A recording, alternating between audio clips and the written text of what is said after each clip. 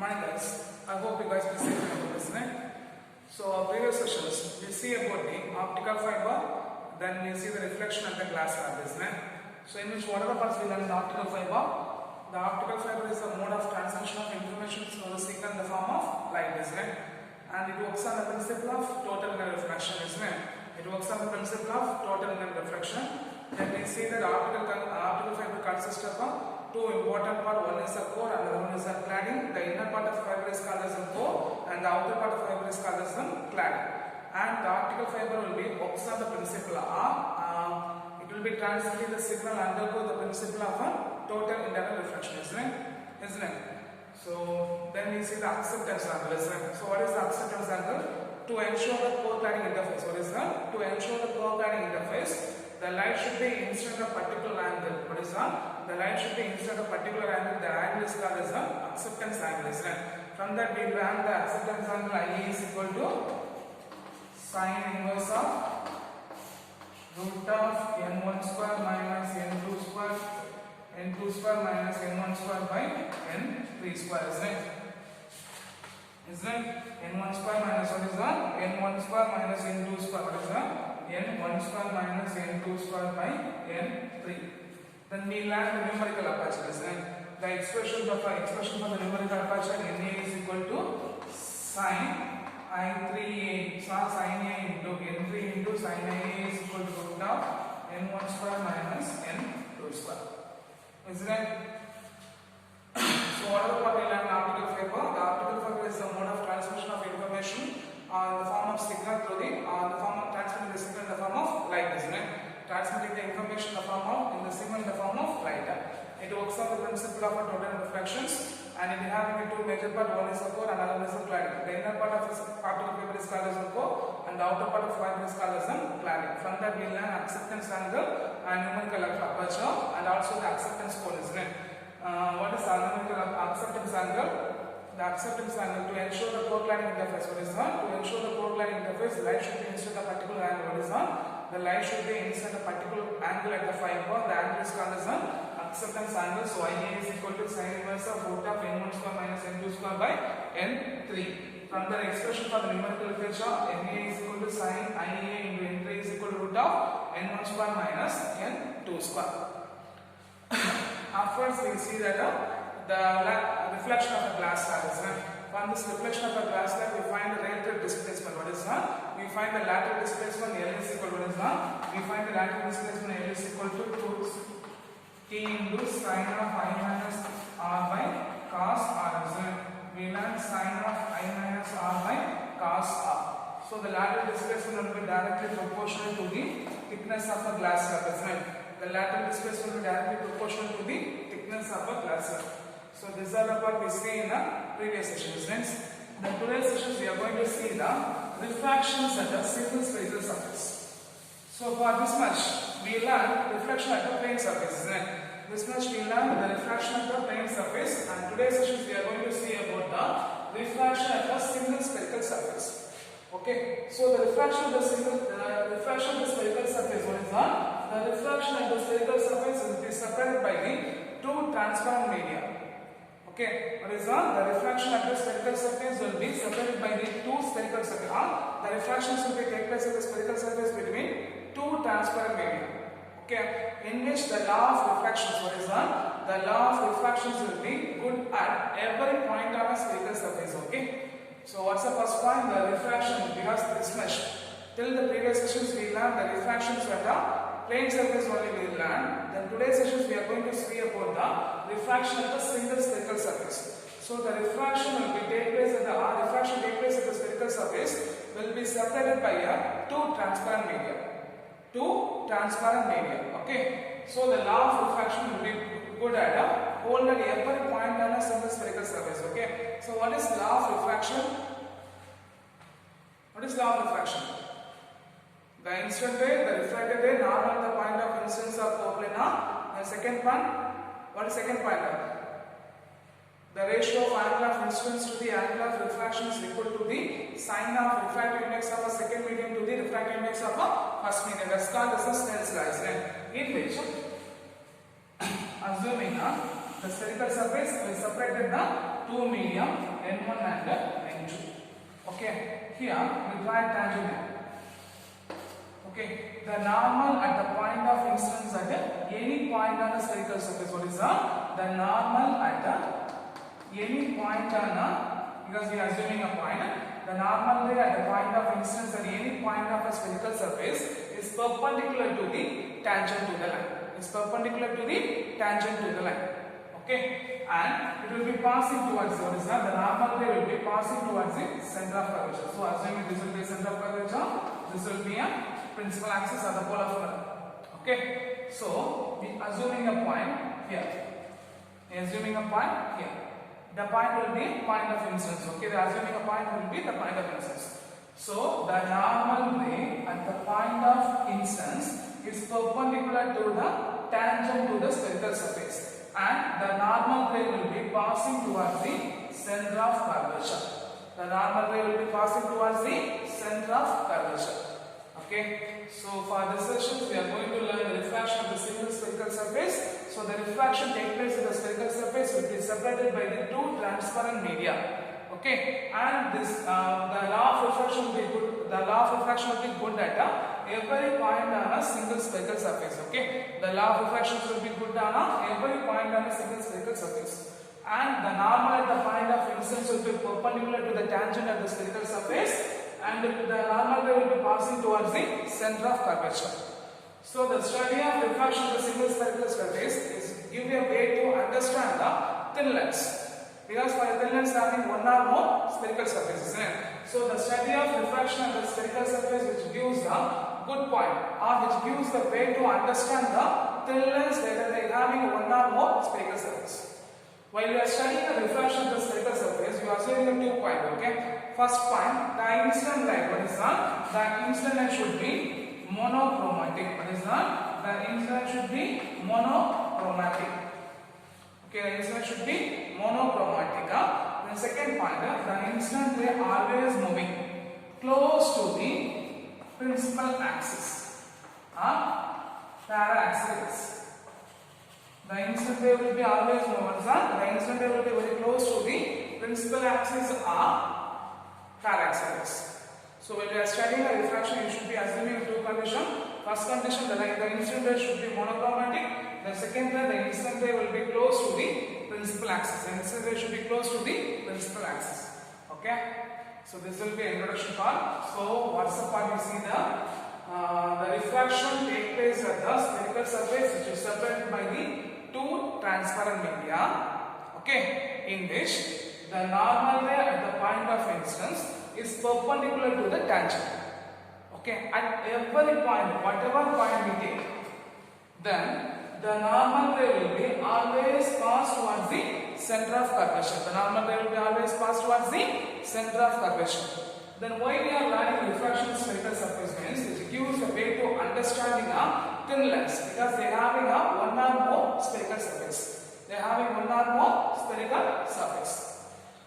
Okay, we are having one or more spherical surface. Then what are the point when we are learning refraction means you have to assume two conditions.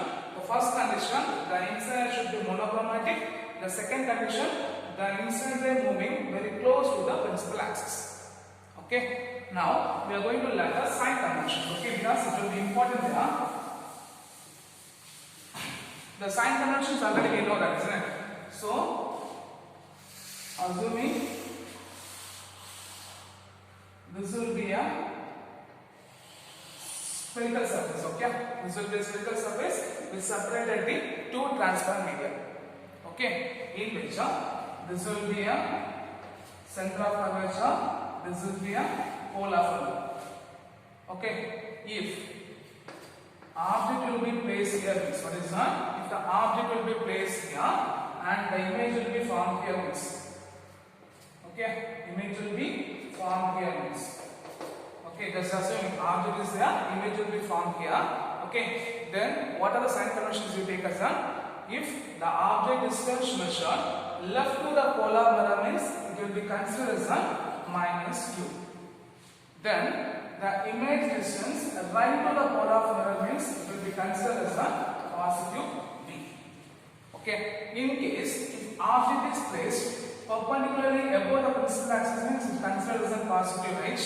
If the image will be formed perpendicular to the perpendicularly invert to the principal axis is considered as a minus edge. Okay. So already we know the sign convention, so you should remember the point. Okay. So what's the point you have to remember there? The object left to the polar mirror means negative, or the distance measured left to the polar mirror means considered as a negative. The distance measured right to the polar mirror means it will be considered as a positive. Okay. Then the height measured above the principal axis means considered as a positive. The height measured below the principal axis means considered as a negative. Okay. So you should be remember this point. Okay. Clear? So what are the points you should remember? What are the conditions for the reflection take place in the single spherical surface? The light should be monochromatic. The light should be monochromatic, and the incident ray will be very close to the principal axis. Then second point, what are the sign conventions you have to remember? First point, the distance left to the polar mirror is considered as a negative. The distance measured right to the polar mirror is considered as a positive. Then the height take above the principal axis is considered as a positive. The height measured below the principal axis is considered as a negative. So these are the 2 points you have to, these are the points you should remember. Okay. Now we are going to see the equations and what is that? We are going to see the equations and the refractions at a single spherical surface. So we are going to see the equations at a single spherical surface, or equations of refraction of the single spherical surface. Okay, so we are zooming on. Okay, considering a transparent media. Okay, considering a two transparent media is separated by a spherical surface. Considering a two transparent media separated by a spherical surface having a refractive index n1 and n2. Having a refractive index, what is that? Having a refractive index at the n1 and n2. So this will be a center of curvature. This will be a pole of a spherical surface. Okay. So assuming an object, let O be the object. Okay. Placed in the medium n1. Let O be the object placed in the medium n1. So OC be the line which will be cut towards the principal axis. So OC be the line which cut towards the principal axis. So what are the point? Considering a transparent media separated by the spherical surface, having a refractive, considering a transparent media separated by the spherical surface, having a refractive index n1 and n2. Let C be the center of curvature, P be the pole of mirror. Let the object is placed in the transparent media having a refractive index n1. So OC be the line. OC be the line cut towards the principal axis, cut towards the pole of a mirror. Okay, now let O be the ray of light incident at the point N. O be the ray of light incident at the point N. So the normal will be drawn. What is that? The normal will be drawn, which will be passing towards the center of curvature. Okay. So light from the object O fall at the point of instance N at the spherical surface. So the normal ray will be drawn, which will be passing towards the center of curvature. So after reflected, because the light will be moving from denser medium to rarer medium, because the medium N2 is greater than N1. So the light will be deviated towards the normal, which forming an image. Light will be deviated towards the point. What is that? The light will be deviated towards the point, which forming an image I.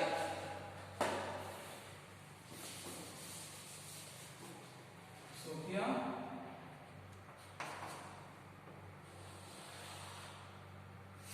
okay. So what are the point you have to remember? Let us consider the transparent media separated by the spherical surface having a refractive index n1 and n2. Let O be the object placed in a medium having a refractive index n1. OC be the line which will be drawn to the principal axis, in which the light from the object O fall at the point N at the spherical surface. So the normal ray will be drawn, which will be passing towards the center of curvature. As that assuming N2 will be greater than N1, so the light ray will be moving towards the denser medium. So it moves towards the normal, which form an image I. So we make angle. This will be angle of instance I. This will be angle of refraction R. Now we make angle. We draw one line towards the principal axis. Okay. This will be angle alpha. This will be angle beta. This will be angle gamma. Okay. Clear? Now, by law of refractions or by Snell's law. What is that? By Snell's law. What's the formula? N1 into sin I is equal to N2 into sin R. N1 into sin I is equal to N2 into sin R. Okay? N1 into sin I is equal to N2 into sin R. For small angles. For small angles, sin I will be approximately equal to I.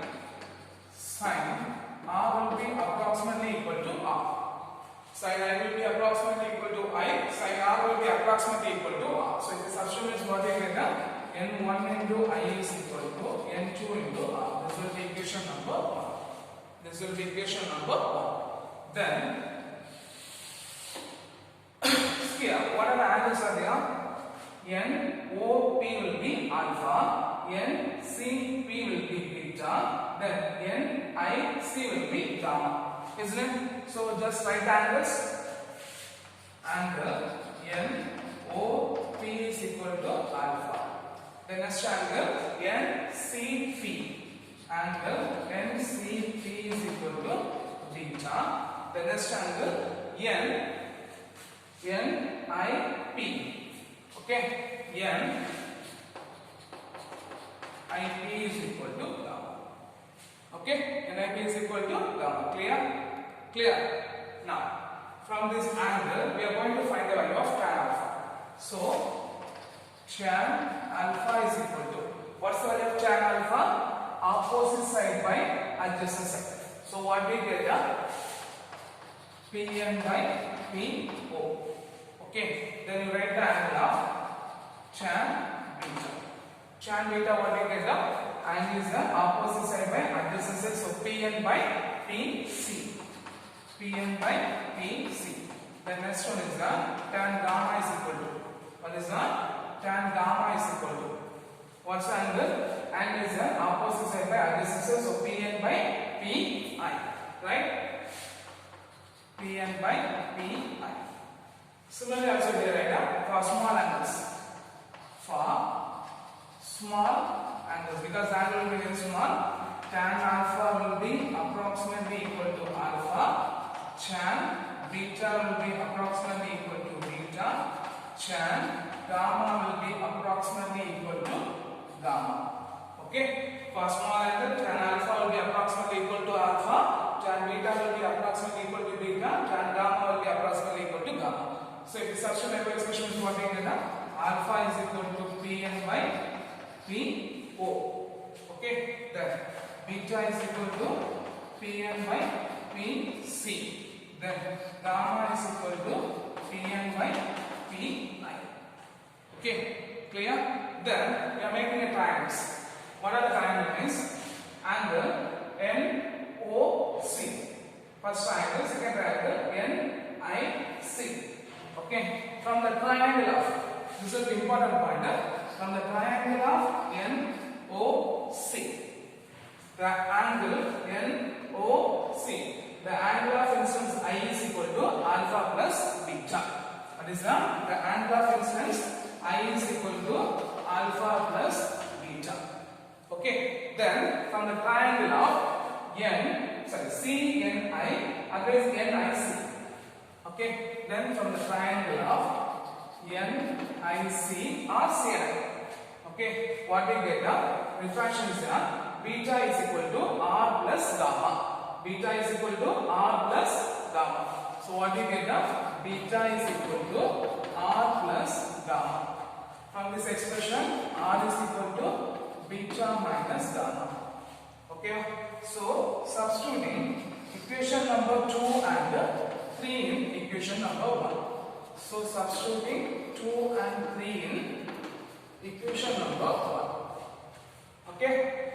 So we are going to substitute what we get N1 into alpha plus beta is equal to N into beta minus gamma. So right, N1 into alpha plus beta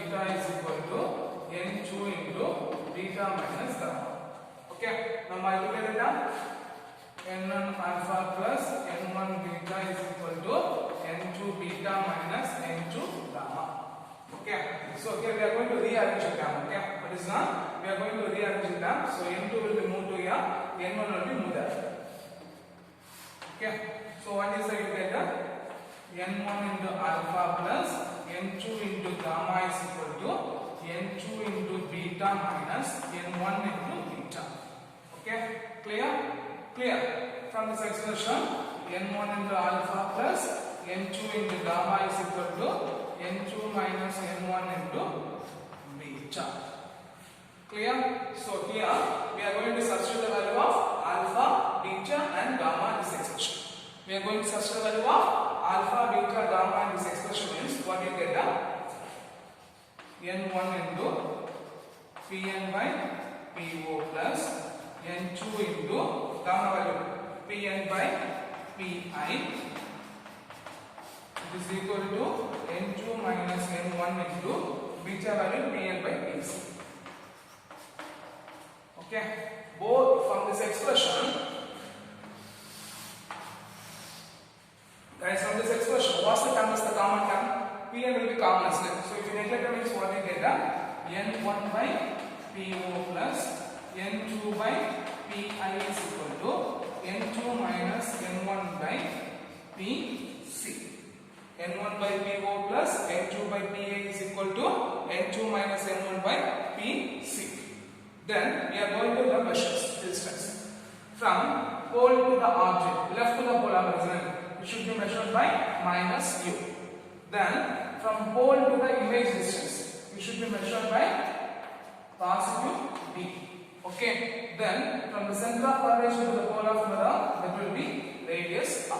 That will be radius r. Okay. Clear? That will be radius r. So write P2O minus u.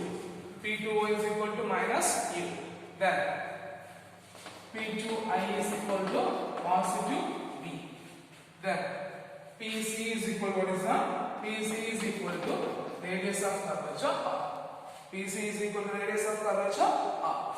Okay. Now, if you substitute this expression, what you get? N1 by minus u plus N2 by b is equal to N2 minus N1 divided by r. Okay, N1 by minus u plus N2 by b is equal to N2 minus N1 by r. So if you rearrange the expressions, what you get? N2 by b minus N1 by u is equal to N2 minus N1 by r. This is the equation for what is that? This will be the equation for refractions at a single spherical surface. What is that? This will be the equation for the refraction at a single spherical surface. This equation holds the relation between the image distance, object distance, and also the radius of the curvature at the refractions radius of curvature at the single spherical surface. Okay. Then, if our conditions n2 is equal to 1 and for the medium n1 will be here, means n1 is equal to 1. Okay. If we substitute this above expression, is what we get? N by b minus 1 by u is equal to n minus 1 by r. N by b minus 1 by u is equal to n minus 1 by r. Clear? Clear? So what are the points here we see that? Guys, what are the points here we see that? Considering a transparent medium having a spherical surface separated by the two transparent medium having a refractive index n1 and n2. Okay, let's see with the center of curvature of a spherical surface. O be the object placed beyond the pole of a mirror. O be the object placed beyond the pole of a mirror.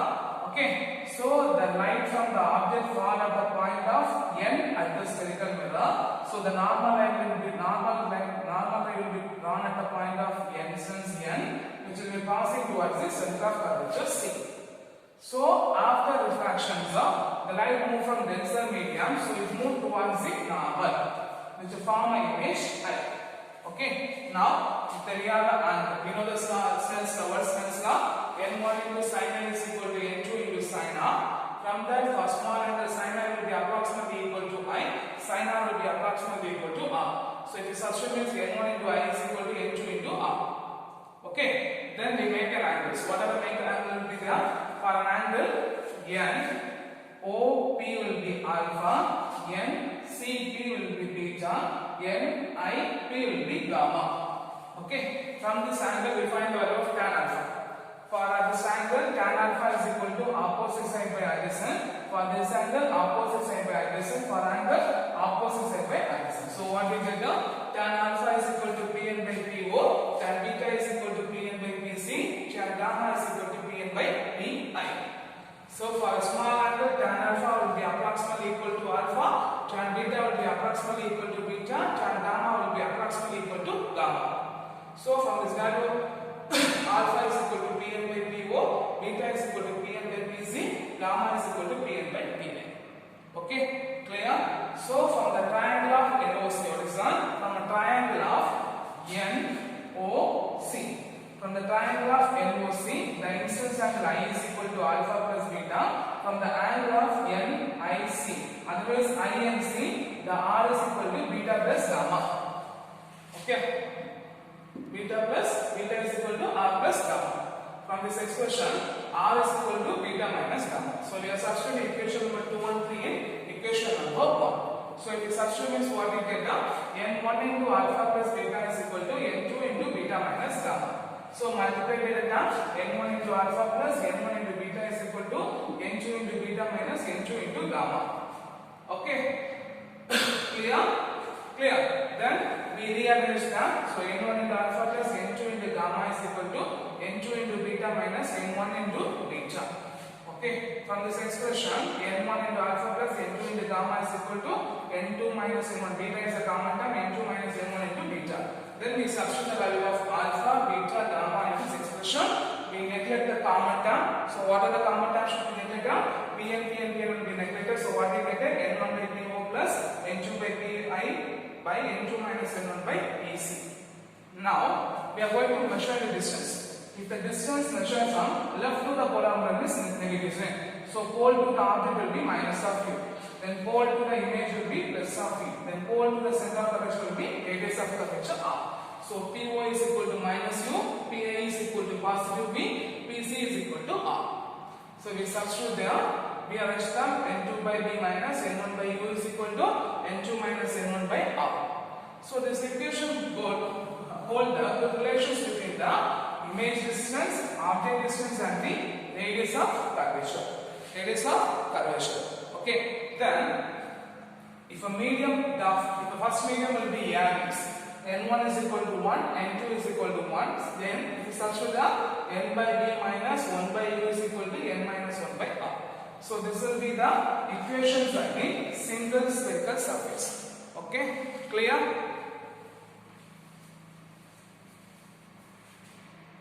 Discussions, we learn the reflection of the spherical surface and we learn the equation of single spherical surface. Equation for reflection of the single spherical surface we learn. So what are the parts you should remember? So when we are learning the refraction, the law of refraction will be valid in every point. So what is law of refraction? The incident ray, the reflected ray, normal at the point of incidence of coplanar. Then the second point, the ratio of angle of incidence to the angle of refraction is equal to the sine of angle of incidence to what is that? Refractive index of the second medium to refractive index of first medium. Then also when we are learning the refraction of the single spherical surface, whatever point you have to remember, the 2 point you have to remember. First point, the light should be monochromatic and the incident ray should be moving very close to the principal axis. Okay. Then whatever point, the sign conventions will be similar to the refractions. Okay. So what are sign convention? The object left to the polar mirror means negative. The distance measured right to the polar mirror means positive. The height measured above the principal axis means positive. The height measured below the principal axis means it should be negative. And finally we learn the equations of the single spherical surface. So for the equation of single spherical surface, we find the expression n2 by b minus n1 by u is equal to n2 minus n1 by r. These equations hold the good relations for the horizon, hold the good relationship between r, hold the relation for the image distance, object distance and the radius of curvature. Okay. So I hope you should be learn the sessions. You should be learned very clearly. Okay. Thank you guys.